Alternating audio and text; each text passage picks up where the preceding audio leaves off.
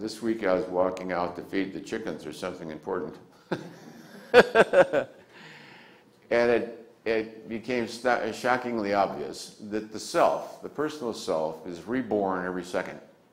And I went, wowsy, wowsy.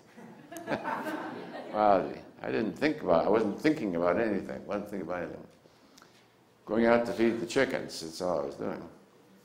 And that the personal self is not continuous and linear. That's a retrospective falsification. Like a movie, there's this scene, then this scene, then this scene, then this scene, then this scene, and you play it all together and it looks like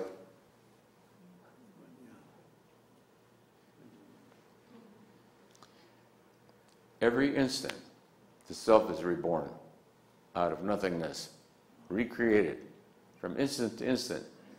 So you're not stuck with a linearity at all. The opportunity to become enlightened is... Did you miss it? I'll do that again. The opportunity to become enlightened is... I see the halos around everybody's head. The room lit up. Yep. Can you prove that? Of course not. Experientially, is it so? It's so. Because when you go into an infinite state, it's in an instant. It's in an instant. It has no prodroma. It doesn't get more and more and then become the morest. It's not at all that, and then it's totally that. Why? Because as soon as you turn off the movie machine and the frames stop, there you are.